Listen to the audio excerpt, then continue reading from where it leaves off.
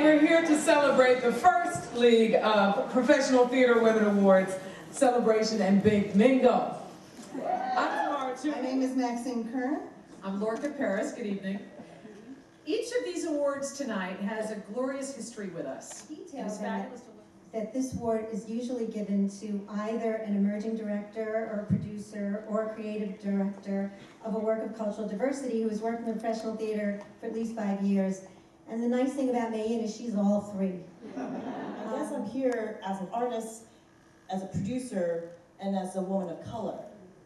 And what is clear to me as I sort of like, what do I write, is that I was none of these things before I came to America 10 years ago. People all over the world, and these women who are so tenacious with such muscle and such grace, thank you for being awesome, and thank you for being awesome. To be here tonight with all of you and with these incredible women. I get asked a lot from young women directors, how do you get a job? How do you make people pay attention? What do you do? And I say to them, you have to be proactive, you have to make your own opportunities, because nobody's looking for you, and nobody's just waiting around to like give you a job. Pleasure. Present to you, Catherine Kovner. I'm much more used to giving out encouragements and awards than receiving them. Standing here, getting an award, feels a little odd, but it's also an amazing feeling. In fact, if you have the chance, I thoroughly recommend it. I wanted to create a space where I could nurture long-term relationships with playwrights like I saw her do. Sandra, as you can hear, I want you to know that there are many in this room that admire you and have made you their role model. Congratulations on this. Thank you, Mary. Thank you, League members. For whatever years I have left on Earth, I intend to continue as a proud League member and help promote visibility and increase opportunities for women in professional theater. She holds off designing until she connects her character to each of the 5 senses. Believe me, it can be exasperating. Had I been able to join you and deliver these words in person, no doubt she'd be embarrassed. But I'm not there, so go ahead, Judy, be embarrassed. But accept these well-deserved accolades. You're the best. Love, Hal Prince. She's a modest person with very little to be modest about. You have to know what it's like to be in the audience to be good at anything in the theater, she said. That's the key thing. Be here and offer her this wonderful recognition. Judy Dolan. There's no show or production to hang this on, and I'm honestly and truly really humbled by it. I have struggled to articulate what this means for weeks, and have been stewing about this since December. I was in a bar with Tony Walton last night. We just come to see his production of Transport at the Irish Rep. If you haven't seen it, please go. And he really helped. He said, you know, Judy, nobody really feels they deserve these awards, and just acknowledge the people in your life. And Hal taught me as a young designer that argument is very important to the artistic mission, and never to lose that edge. So I argue with him all the time. He taught me that the dangerous territory of failure must be a part of the artistic DNA, and if you try to avoid it, you will never break through to uncharted territory. Separate the dancer from the dance. Who we are at our root and how we dance through life becomes inseparable in both our artistic choices and daily life.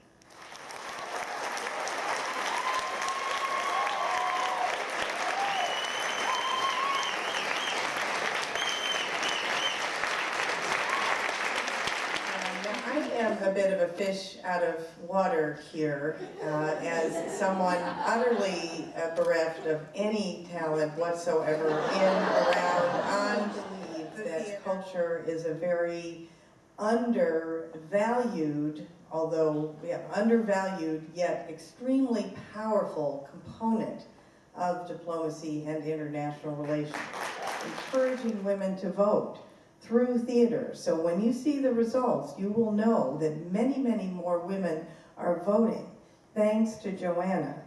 I'm going to leave you with something else she said to me. You can't tell people what to think, but you can tell them to think, and you can empower them to do it.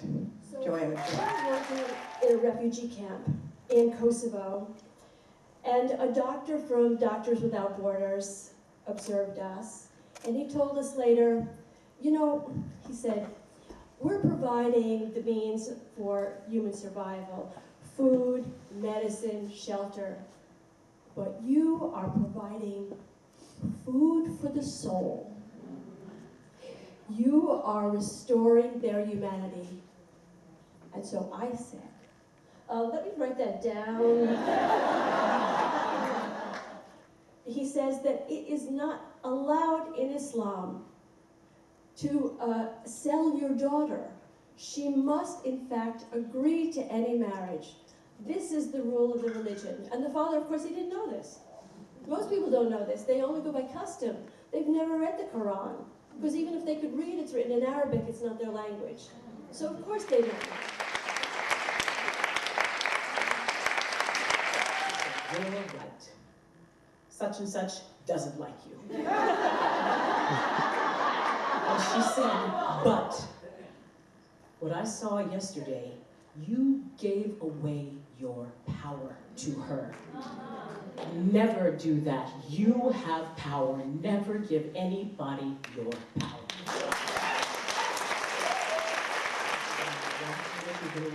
To Miss Zoe Caldwell.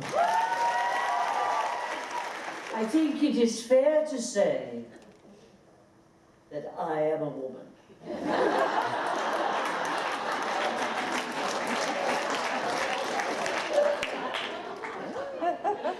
I also think that it is fair to say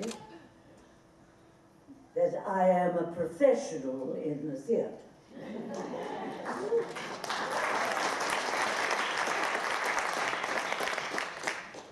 So what better organization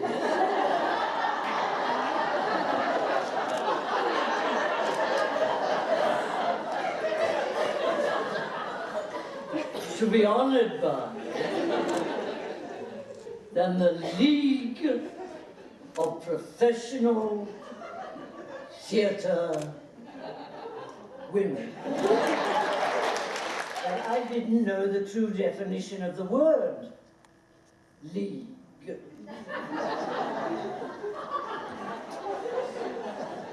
Oh, it seems so forceful.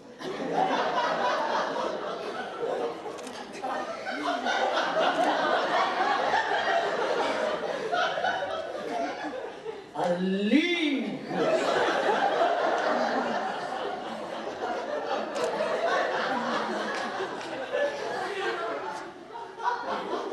Sounds pretty masculine to me. So, I looked it up.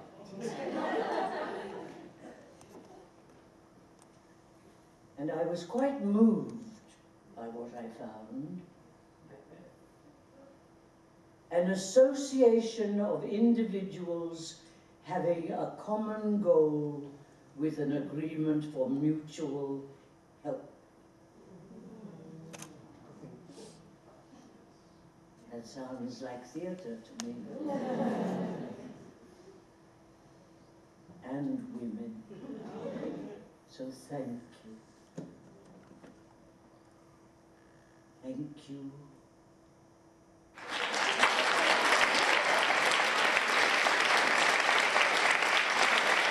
I just pray that this is being videotaped or recorded in some way, shape, or form, because I don't know about you, but I have been inspired and moved.